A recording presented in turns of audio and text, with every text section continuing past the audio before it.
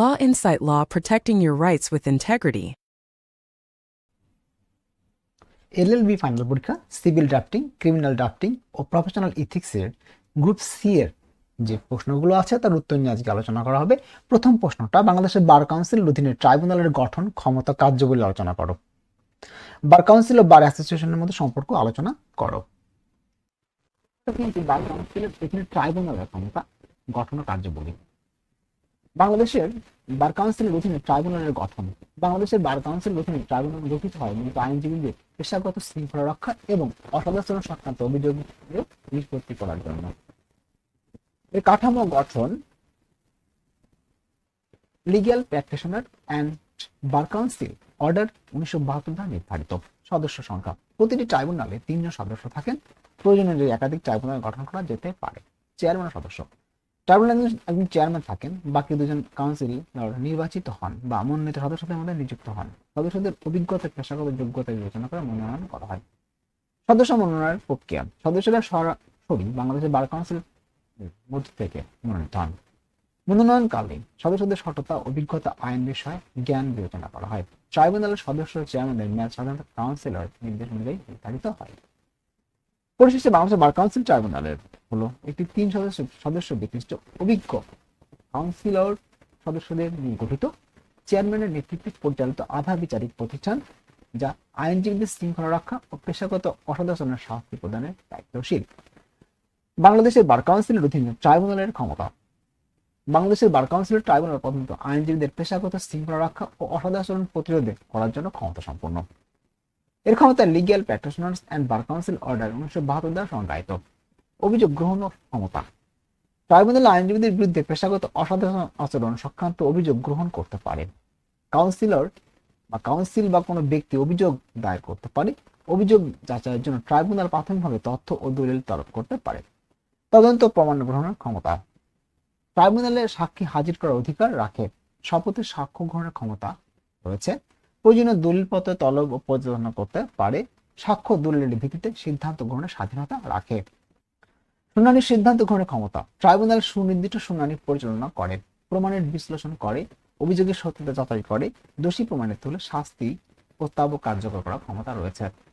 শাস্তি প্রদানের ক্ষমতা: ট্রাইব্যুনাল আইনজীবীদের বিরুদ্ধে নিম্নোক্ত শাস্তি আরোপ করতে পারেন: সতর্কবার্তা, স্বয়ংভাবে প্র্যাকটিস স্থগিত, নাম তালিকা কারণ। অর্থাৎ ট্রাইব্যুনালের সিদ্ধান্ত আইনজীবীদের পেশাগত জীবন অধিকারকে প্রভাবিত করতে পারে। আপিল সংক্রান্ত ক্ষমতা: ট্রাইব্যুনালের সিদ্ধান্তের বিরুদ্ধে আইনজীবী আপিল করতে পারেন। নিজস্ব ক্ষমতা সীমিত হলে কাউন্সিল শৃঙ্খলা। প্রশাসনিক ক্ষমতা: অভিযোগের কার্যক্রম, তদারকি ও প্রক্রিয়া নির্ধারণ। কাউন্সিলর শৃঙ্খলা বিধি বাস্তবায়ন, আইন পেশার নৈতিকতা ও মর্যাদা রক্ষা নিশ্চিত করা। পরিশেষে বাংলাদেশের বার কাউন্সিলের ট্রাইব্যুনাল হলো একটি অর্ধ বিচারিক ক্ষমতা সম্পন্ন প্রতিষ্ঠান, যা আইনজীবীদের বিরুদ্ধে অভিযোগ গ্রহণ, তদন্ত, শুনানি ও শাস্তি আরোপের ক্ষমতা রাখে। এটি আইনের পেশায় শৃঙ্খলা বজায় রাখার চূড়ান্ত প্রাথমিক সংস্থা হিসেবে কাজ করে। বাংলাদেশের বার কাউন্সিলের অধীনে ট্রাইব্যুনালের কার্যাবলী: বাংলাদেশের বার কাউন্সিলের ট্রাইব্যুনাল মূলত আইনজীবীদের পেশাগত শৃঙ্খলা রক্ষা, অসদাচরণ প্রতিরোধ, অভিযোগ নিষ্পত্তি করার জন্য প্রতিষ্ঠিত। এর কার্যাবলী legal practitioners and bar council order 1972 অনুযায়ী সংজ্ঞায়িত। অভিযোগ গ্রহণ প্রক্রিয়া শুরু: ট্রাইব্যুনাল আইনজীবীদের বিরুদ্ধে পেশাগত অসদাচরণের অভিযোগ গ্রহণ করে। অভিযোগ দায়েরকারী হতে পারে কাউন্সিলর বা কোনো ব্যক্তি। অভিযোগ যাচাইয়ের জন্য প্রাথমিকভাবে তথ্য দলিল তলব করা হয়। তদন্ত প্রমাণ সংগ্রহ: ট্রাইব্যুনাল সাক্ষী হাজির করার অধিকার রাখে। শপথের সাক্ষ্য গ্রহণ করতে পারে। দলিলপত্র যাচাই ও প্রমাণ সংগ্রহের মাধ্যমে সিদ্ধান্ত নেওয়ার তথ্য সংগ্রহ করে। শুনানি পরিচালনা: অভিযোগের বিষয়ে ট্রাইব্যুনাল সুষ্ঠু শুনানি পরিচালনা করে। উভয় পক্ষকে শুনে এবং প্রমাণের বিশ্লেষণ করে সিদ্ধান্তের জন্য প্রস্তাব তৈরি করে। শুনানি কার্যক্রম নিয়মিত মোট ও আদালতের ন্যায় শৃঙ্খলাবোধ পরিচালিত হয়। শাস্তি আরোপ: ট্রাইব্যুনাল দোষী প্রমাণিত আইনজীবীদের বিরুদ্ধে নিম্নোক্ত শাস্তি প্রদান করতে পারে: সতর্কবার্তা, স্বয়ংভাবে প্র্যাকটিস স্থগিত, নামের তালিকা থেকে অপসারণ। অর্থাৎ এটি আইনজীবীদের পেশাগত জীবন ও অধিকারকে প্রভাবিত করতে পারে। এটার কথাটা একই, ওইখানে ক্ষমতা আর এই কার্যাবলীর মধ্যে শাস্তি আর একটাই পয়েন্ট, এই দুটোই লিখতে হবে একরকম হলেও। প্রশাসনিক তদারকি: ট্রাইব্যুনাল কার্যক্রম কাউন্সিলর শৃঙ্খলা বিধি ও নীতি অনুযায়ী পরিচালনা করে। আইন পেশার মান ও নৈতিক রক্ষা নিশ্চিত করে। প্রয়োজনীয় রিপোর্ট কাউন্সিলরকে জমা দেয়। আপিলের সীমাবদ্ধতা: ট্রাইব্যুনালের সিদ্ধান্তের বিরুদ্ধে সংঘবদ্ধ ব্যক্তি বাংলাদেশ সুপ্রিম কোর্টে আপিল করতে পারেন। ট্রাইব্যুনাল শুধুমাত্র পেশাগত অসদাচরণ বিষয়ক অভিযোগ বিবেচনা করেন, সাধারণ বা ফৌজদারি মামলা গ্রহণ করেন না। পরিশেষে বাংলাদেশের বার কাউন্সিল ট্রাইব্যুনাল হল একটি অর্ধ বিচারিক ক্ষমতা সম্পন্ন প্রতিষ্ঠান যা আইনজীবীদের বিরুদ্ধে অভিযোগ গ্রহণ, তদন্ত, শুনানি, শাস্তি আরোপের মাধ্যমে আইন পেশার শৃঙ্খলা, নৈতিকতা, মর্যাদা রক্ষা করে। এটি স্বয়ংক্রিয়ভাবে আইনজীবীদের পেশাগত আচরণ নিয়ন্ত্রণ ও মান বিচার করার জন্য দায়িত্বশীল। প্রতিটার পরিশেষে একই রকম প্রশ্ন, একই রকম ভাষা, এটা নিজেদের মতো করে একটু করে লিখে নিতে হবে। বার কাউন্সিল ও বার অ্যাসোসিয়েশনের মধ্যে সম্পর্ক। বাংলাদেশে আইনজীবীদের পেশাগত প্রশাসনিক কার্যক্রম পরিচালনার জন্য দুটি মূল প্রতিষ্ঠান আছে, বার কাউন্সিল এবং বার অ্যাসোসিয়েশন। এই দুটি সম্পর্ক এবং কার্যক্ষেত্র পার্থক্য সহ আলোচনা করা হলো। সংজ্ঞা ও মূল উদ্দেশ্য। বার কাউন্সিল এটি একটি সরকারি স্বীকৃতি নিয়ন্ত্রক সংস্থা। প্রথম দায়িত্ব আইনজীবীদের নিবন্ধন ও তালিকাভুক্তকরণ, পেশাগত শৃঙ্খলা রক্ষা, আইন পেশার মান ও নৈতিকতা বজায় রাখা। বাংলাদেশের বার কাউন্সিল, যা legal practitioners and bar council order 1972 অনুযায়ী পরিচালিত। বার অ্যাসোসিয়েশন কি? এটি একটি স্বতন্ত্র পেশাগত সংগঠন যেখানে জেলা বা মহানগর আইনজীবীদের সদস্য হতে পারে। মূল উদ্দেশ্য হলো আইনজীবীদের পেশাগত সামাজিক কল্যাণ, পেশাগত সহযোগিতা সমর্থন প্রদান, প্রফেশনাল উন্নয়ন, সেমিনার, ওয়ার্কশপ, প্রশিক্ষণ আয়োজন। সম্পর্ক। নিবন্ধনের সদস্য পদ। আইনজীবী প্রথম বার কাউন্সিলের মাধ্যমে নিযুক্ত হন এবং নির্দিষ্ট অঞ্চলে বার অ্যাসোসিয়েশনের সদস্য হতে পারেন। অর্থাৎ বার কাউন্সিল হলো মূল নিবন্ধন কর্তৃপক্ষ আর বার শৃঙ্খলা ও তদারকি। বার কাউন্সিল বার অ্যাসোসিয়েশনগুলো কার্যক্রম তদারকি করে। আইনজীবীর অসাধারণ ঘটলে বা বার কাউন্সিলের ট্রাইব্যুনালের ব্যবস্থা নেয়। বার অ্যাসোসিয়েশন সাধারণত নিজস্ব শৃঙ্খলা বজায় রাখলেও তার ক্ষমতা সীমিত। পেশাগত সহযোগিতা। বার কাউন্সিল নীতি ও আচরণ নীতি নির্ধারণ করে। বার অ্যাসোসিয়েশন সেই নীতি অনুযায়ী দৈনন্দিন পেশাগত কাজ ও সামাজিক কার্যক্রম পরিচালনা করে।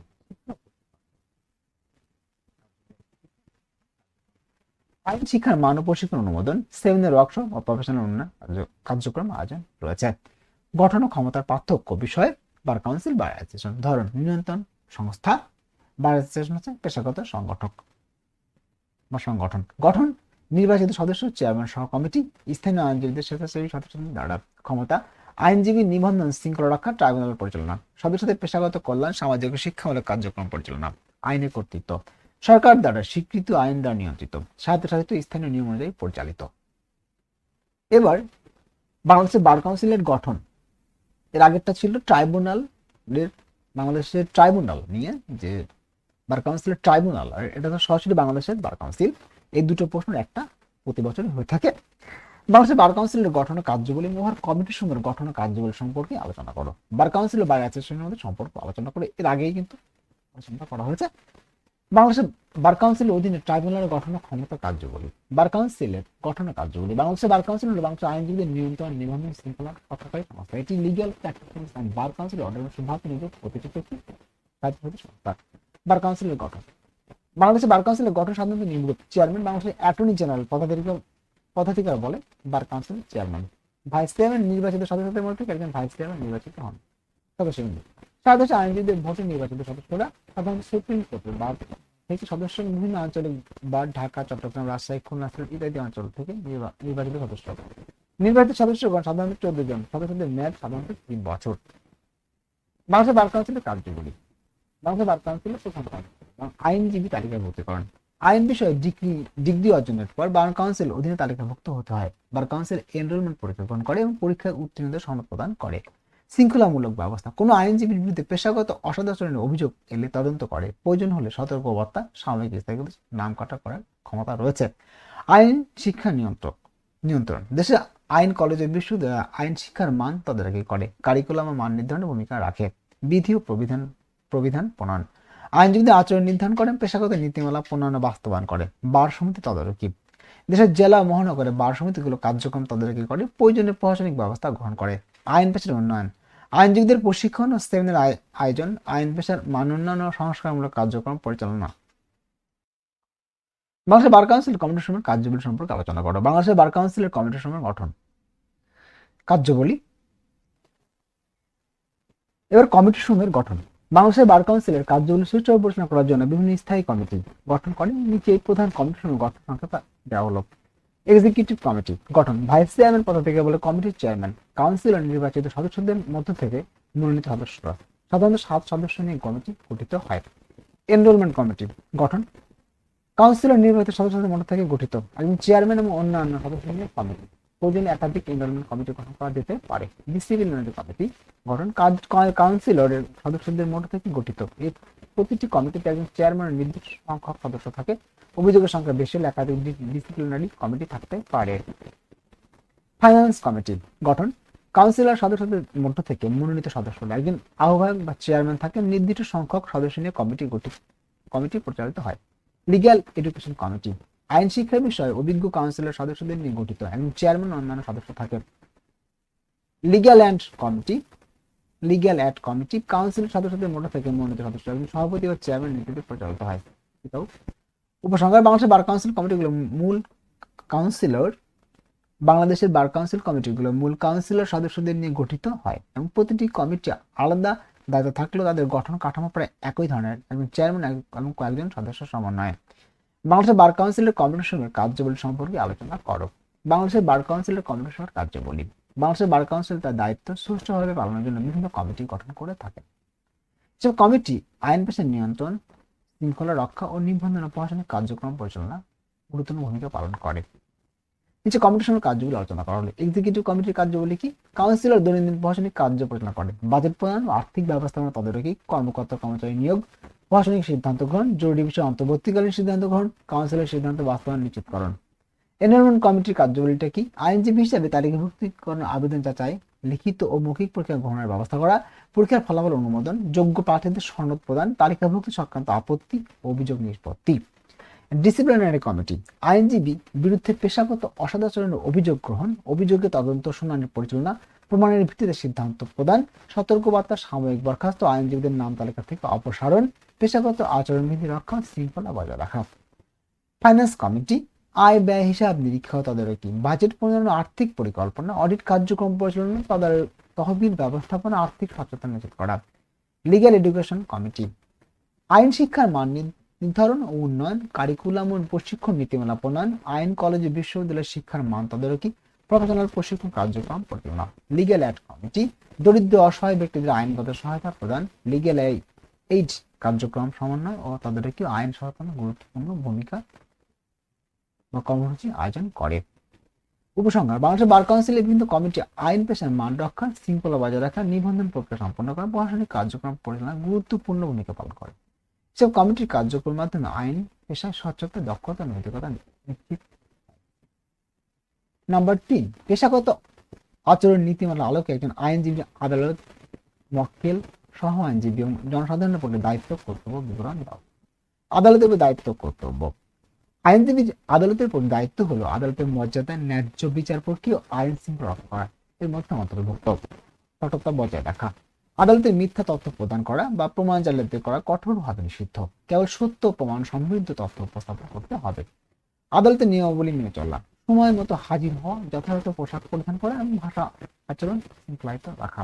সম্মান প্রদর্শন, বিচারক, আদালতের কর্মকর্তা, সহকারী কর্মীদের প্রতি সম্মান দেখানো। প্রক্রিয়া সততা, মামলার তথ্য বা কৌশল যথাযথভাবে উপস্থাপন করা এবং আদালতের সময় অপচয় এড়ানো। পেশাগত দায়িত্ব পালনের নিষ্ঠা, প্রকৃতিগত জটিলতা বা আবহাওয়ার নিয়মের প্রতি সম্মান রাখা। মক্কেলের প্রতি দায়িত্ব কর্তব্য, মক্কেল হলেন আইনজীবীদের সরাসরি ক্লায়েন্ট, তাই তার প্রতি দায়বদ্ধতা সর্বাধিক। প্রধান দায়িত্বসমূহ গোপনীয়তা রক্ষা, মক্কেলের ব্যক্তিগত তথ্য মামলা সম্পর্কিত কৌশল বা আইনগত পরামর্শের বাইরে প্রকাশ করা যাবে না। সততা ও পরামর্শ প্রদান, মক্কেলকে মামলা বা আইনগত পরিস্থিতির বাস্তবতা, সম্ভাব্য ফলাফল স্পষ্টভাবে বোঝানো। রক্ষা ও প্রতিনিধিত্ব, মক্কেল স্বার্থ রক্ষা করা এবং আদালতে তার পক্ষে যথাযথভাবে মামলা পরিচালনা করা। ফি ও পরিষেবার সততা, ফি, খরচ এবং পরিষেবার সীমা মক্কেলের জন্য পরিষ্কারভাবে আলোচনা করা। পেশাগত নিষ্ঠা, মক্কেলের উন্নতি বা চাপে অনৈতিক বা অবৈধ পদক্ষেপ গ্রহণ না করা। সহ আইনজীবী ও সহকর্মীর প্রতি দায়িত্ব কর্তব্য, আইনজীবীকে সহকর্মী ও সহ আইনজীবীর সঙ্গে সম্মানজনক ও পেশাগত আচরণ বজায় রাখতে হবে। সম্মান প্রদর্শন, সহকর্মীদের সমালোচনা বা অবমাননা করা যাবে না। সহযোগিতা, মামলার পরিচালনার প্রয়োজনীয় তথ্য ভাগ করে সমন্বয়ে কাজ করা। পেশাগত সততা, কৌশলগত জালিয়াতি বা অন্যায় অংশ না নেয়। দায়িত্ব ভাগাভাগি, কাজের দায়িত্ব সুষ্ঠুভাবে ভাগ করা এবং সময় মতো সম্পন্ন করা। জনসাধারণের প্রতি দায়িত্ব, আইনজীবী সমাজের প্রতি দায়িত্বশীল, তাই জনসাধারণের প্রতি কর্তব্য গুরুত্ব। আইন ও নৈতিক প্রচার, সাধারণ মানুষকে তার অধিকার ও দায়িত্ব সম্পর্কে সচেতন করা। ন্যায় বিচারের প্রতি সমর্থন, সমাজে আইন ও ন্যায় বিচারের মর্যাদা বজায় রাখা, সততা, বিশ্বাসযোগ্যতা, জনসাধারণের সঙ্গে সম্পর্ক, সময়, মিথ্যা বা প্রতারণা এড়ানো, সামাজিক দায়িত্ব, দরিদ্র, অসহায় বা মানবাধিকার হরণের শিকারদের জন্য ন্যায়সঙ্গত আইনগত সহায়তা প্রদান। নাম্বার 4, পেশাগত অসৎ আচরণ বলতে কি বোঝায়? তুমি কি মনে করো যে গুরুতর অসৎ আচরণের জন্য একজন আইনজীবীকে চিরতরে বহিষ্কার করা উচিত? তোমার উত্তর সপক্ষে যুক্তি প্রদর্শন করো। পেশাগত অসৎ আচরণ বলতে বোঝায় সেই আচরণ বা কর্মকাণ্ড যে একজন ব্যক্তি তার পেশাগত দায়িত্ব, নৈতিকতা বা আইনগত বিধিনিষেধ লঙ্ঘন করে এবং যার ফলে গ্রাহক, সহকর্মী বা সমাজের প্রতি আস্থা, পেশার মর্যাদা ক্ষতিগ্রস্ত হয়। এটি মূলত ব্যক্তিগত স্বার্থ বা অনৈতিক মনোভাব থেকে সৃষ্ট এমন কর্মকাণ্ড যা পেশার আদর্শ নীতিমালা ভঙ্গ করে। পেশাগত অসৎ আচরণ হলো এমন আচরণ যা পেশাগত নৈতিকতা, আইন ও দায়িত্বের সঙ্গে সাংঘর্ষিক এবং যার ফলে পেশার মর্যাদা, জনগণের আস্থা ক্ষতিগ্রস্ত হয়। তুমি কি মনে করো যে গুরুতর অসৎ আচরণের জন্য একজন আইনজীবীকে চিরতরে বহিষ্কার করা উচিত? তোমার উত্তরের সপক্ষে যুক্তি প্রদর্শন করো। আমি মনে করি গুরুতর অসৎ আচরণের জন্য একজন আইনজীবীকে চিরতরে বহিষ্কার করা উচিত।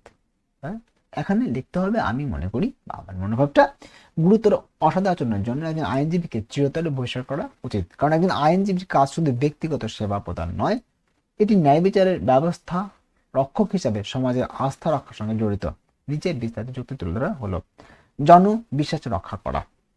আইনজীবী সমাজের ন্যায় বিচার রক্ষক। যদি গুরুতর অসৎ আচরণের জন্য একজন আইনজীবী গ্রাহককে প্রতারণা করে, আদালতের মিথ্যা তথ্য দেয় বা সংবেদনশীল তথ্য গোপন করে, তবে সাধারণ মানুষের বিচার ব্যবস্থার প্রতি আস্থা নষ্ট হয়, চিরস্থায়ী বহিষ্কার নিশ্চিত করে, এমন আইনজীবী আর জনবিশ্বাসকে ক্ষতি করতে পারবে না।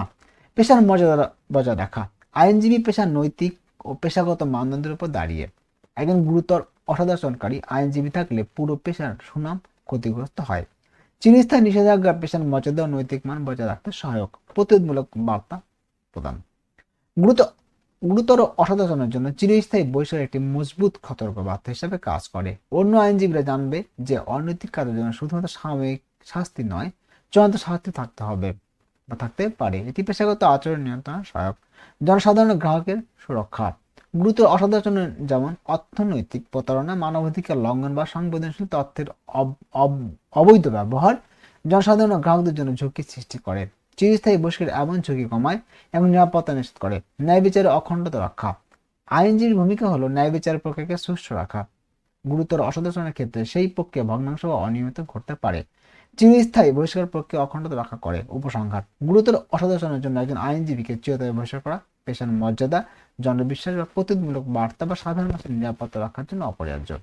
এটি শুধু দোষী ব্যক্তি শাস্তি নয়, এবং পুরো সমাজের ন্যায় বিচারে গুরুত্বপূর্ণ। নাম্বার 5 এবং সর্বশেষ প্রশ্ন,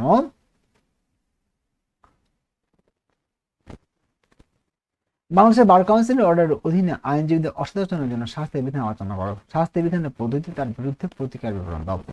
অসদাচরণের সংজ্ঞা। বাংলাদেশ বার কাউন্সিল অর্ডারের ধারায় অসদাচরণ বলতে বোঝায় সেই আচরণ যা পেশাগত, নৈতিকতা বা আইনগত বাধ্যবাধকতা লঙ্ঘন করে, গ্রাহক, আদালত বা সমাজের প্রতি বিশ্বাস এবং পেশার মর্যাদা ক্ষুণ্ণ করে। উদাহরণস্বরূপ, আদালতে মিথ্যা তথ্য প্রদান, অর্থনৈতিক প্রতারণা বা গোপন তথ্য ফাঁস করা, আদালতের নিয়ম লঙ্ঘন করে পেশাগত সুবিধা নেওয়া। বাংলাদেশের আইনজীবীদের অসদাচরণের শাস্তি। বাংলাদেশ বার কাউন্সিল অর্ডার 1972 ধারা নিয়ন্ত্রিত। এখানে শাস্তির বিধান বিস্তারিতভাবে ব্যাখ্যা করা হলো। শাস্তির উদ্দেশ্য। শাস্তির মূল উদ্দেশ্য হলো আইনজীবীর নৈতিক ও পেশাগত মানদণ্ড রক্ষা করা, জনসাধারণের আস্থা বজায় রাখা, ন্যায় বিচার প্রক্রিয়া বা অনিয়ম ও অসদাচরণের প্রতিরোধ করা। শাস্তির ধরন: সতর্কবাণী। প্রয়োগ ক্ষেত্রে সাধারণত প্রথমবারের ছোটখাটো অসদাচরণ লক্ষ্য আইনজীবীকে সতর্ক করা যাতে পুনরায় ভুল না হয়। লিখিত নোটিশ বা অ্যাডমনিশন। প্রয়োগ ক্ষেত্রে পুনরাবৃত্তি না করার জন্য প্রক্রিয়া: বার কাউন্সিল লিখিত হবে নোটিশ দেওয়ার থাকে। শর্ত সাপেক্ষে স্থগিতাদেশ। প্রয়োগ ক্ষেত্রে নির্দিষ্ট শর্ত পূরণ না করলে আইন চর্চা স্থগিত। উদ্দেশ্য আইনজীবীকে শর্ত মেনে ন্যায়সঙ্গত আচরণ নিশ্চিত করতে পরিচিত করা। মেয়াদ ভিত্তিক স্থগিতাদেশ। প্রয়োগ ক্ষেত্রে গুরুতর অসদাচরণের জন্য সময়কাল কয়েক মাস থেকে 1 বছরের মধ্যে হতে পারে। উদ্দেশ্য জনসাধারণ ও গ্রাহকের নিরাপত্তা নিশ্চিত করা। চিরস্থায়ী বহিষ্কার। প্রয়োগ ক্ষেত্রে গুরুতর অপরিবর্তনীয় অসদাচরণের জন্য গ্রাহক প্রতারণা, আদালতের মিথ্যা তথ্য উপস্থাপন, ন্যায় বিচারের হস্তক্ষেপ, আইনজীবী আইন চর্চা থেকে স্থায়ীভাবে বহিষ্কার। শাস্তি প্রদানের প্রক্রিয়া: অভিযোগ দাখিল। ব্যক্তি, সংস্থা বা আদালত আইনজীবীর বিরুদ্ধে লিখিত অভিযোগ জমা দেয়। প্রাথমিক তদন্ত। বার কাউন্সিল তদন্ত কমিটি অভিযোগের সত্যতা যাচাই করে, প্রমাণ সংগ্রহ ও সাক্ষ্য গ্রহণ করে। শুনানি। অভিযুক্ত আইনজীবীকে নিজের পক্ষে উপস্থাপনের সুযোগ দেওয়া হয়। সুপারিশ ও সিদ্ধান্ত। তদন্ত ও শুনানি শেষে কমিটি শাস্তির সুপারিশ দেয়। গুরুতর ক্ষেত্রে পূর্ণ বার কাউন্সিল সিদ্ধান্ত গ্রহণ করে। শাস্তি কার্যকর, বার কাউন্সিল অনুমোদন অনুযায়ী শাস্তি আরোপ করা হয়। শাস্তির বিরুদ্ধে প্রতিকার, আপিল, অভিযুক্ত আইনজীবীরা বার কাউন্সিলের সিদ্ধান্তের বিরুদ্ধে উচ্চ আদালতে আপিল করতে পারেন। জুডিশিয়াল রিভিউ, শাস্তি প্রদানের প্রক্রিয়ায় বিধি লঙ্ঘন বা ন্যায় বিচারটি থাকলে আদালতের সিদ্ধান্ত বাতিল বা সংশোধন করতে পারে।